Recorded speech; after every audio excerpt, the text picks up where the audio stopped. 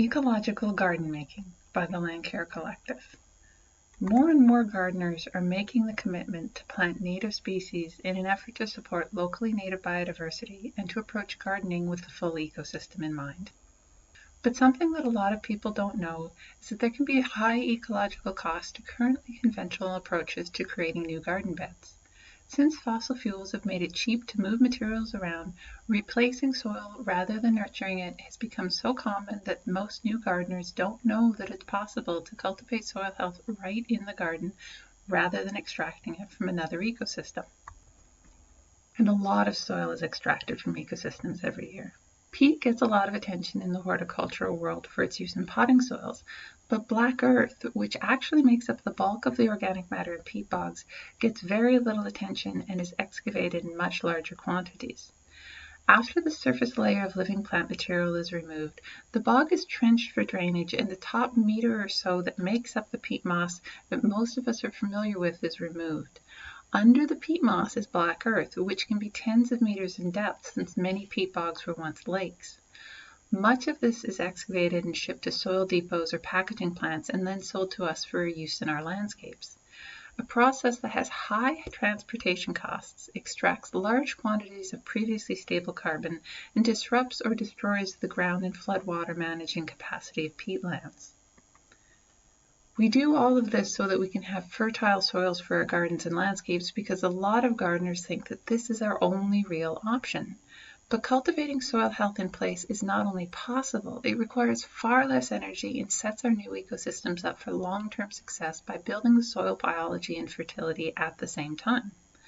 By working with locally available organic matter and the ecological role that annual plants naturally fill, you can enjoy colorful, bountiful annual flowers and vegetable gardens while the biology does the work of preparing the space for a new perennial ecosystem without losing any of the carbon and nutrients contained in the existing plants and soil.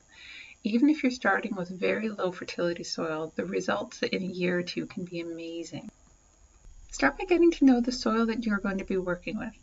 Soil texture is a term that refers to the minerals, the sand, silt, and clay that make up the bulk of soil. In urban spaces or any other areas where the soil has either become compressed by foot or vehicle traffic or where it has been exposed to the elements due to lack of plant cover, compacted soils are often mistaken for clay soils because they can be hard to dig in. A free, low-tech way to find out the mineral makeup of your soil is a jar test. I'll include a link to an instruction sheet for the test in the description of this video. If you do, in fact, have a high clay content soil, that isn't a problem.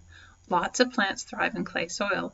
You just need to take care to not walk on or dig in the soil when it's wet, since that's the first step to making clay bricks. But soil texture is only part of the picture.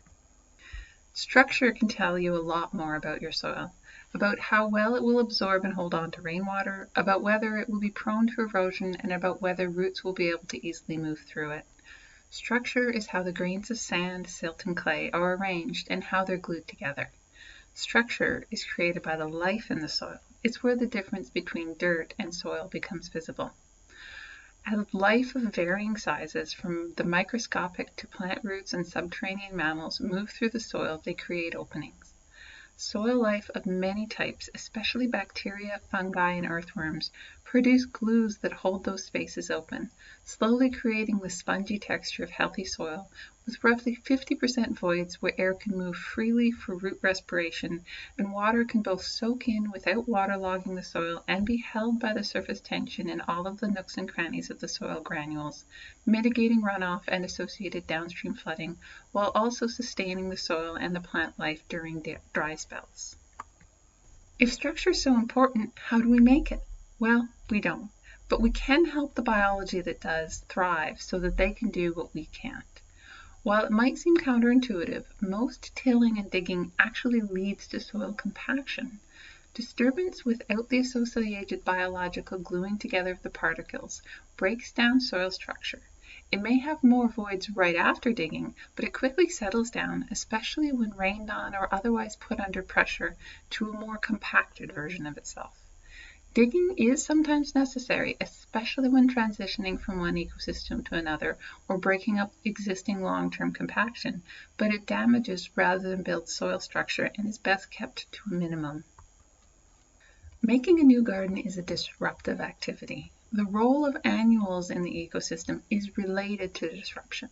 They thrive in settings where perennial cover is disturbed by anything from long periods of very dry weather to repeated disturbance from rooting mammals. They germinate quickly, grow to maturity in a single season, and are abundant in their seed production. They capture nutrients that could otherwise be lost through weathering and erosion of the disturbed soils, and they can quickly convert that and the solar energy that they gather to forms that can feed humans and many other species. They also flow a lot of energy to soil biology in the form of carbohydrates in exchange for a variety of nutrients and water gathering services and defense against pathogens. In ecosystems that only experience disruption occasionally, annual seeds often remain in the soil for years or even decades, germinating when disturbance leaves them exposed to sunlight. Perennials, which include trees, shrubs, and grasses, not just herbaceous flowers, thrive in spaces where the soil isn't being actively disturbed.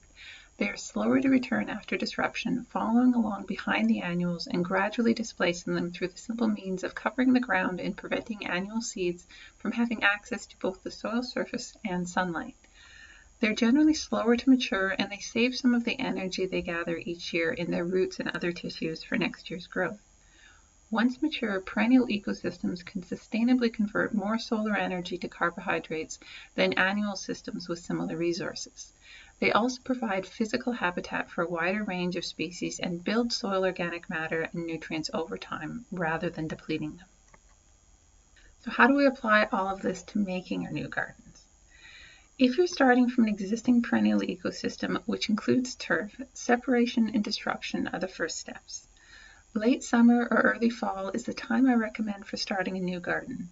This gives the biology some time to start composting the existing plants and for the beds to be ready for first planting come spring. Start by digging a trench around the perimeter to separate the new garden from the established plant community so the new one doesn't get overwhelmed by the existing plants. Whether you're starting from a well-tended lawn or a patch of deep-rooted perennials, this is an important step. Everything from the trench, plants, roots, and soil goes right into the new garden. Then comes the disruption of the current plant growth. By shallow tilling, solarizing, or shading out of the existing plants with a layer of cardboard or a few layers of newspaper or paper leaf bags. Tilling is most effective for shallow-rooted plants like turfgrass. Cardboard more important for resilient and deep-rooted species. The more active the soil biology, the faster the cardboard or paper will break down, so plan accordingly. If your soil is very compacted with little growth, shallow tilling may be your best option since it could take as much as a year for the cardboard to thoroughly break down, and you don't want it to keep water from reaching the soil below next summer. Whichever disruption method you use, you can cover it with a layer of locally sourced organic matter, such as kitchen or garden compost or leaves, and top that with a generous layer of arborist wood chips. If available, fresh chips are perfect since they have enough moisture to begin composting right away, and they support the fungi that excel at restoring soil organic matter and stabilizing moisture fluctuations. If your soil is already fairly rich or high in organic matter and your plans are for a wildflower garden, skip the extra organic matter and just lay down 4 to 6 inches of wood chips. Most native meadow species are best in soils that are far less enriched than what we have become familiar with in our vegetable and flower gardens.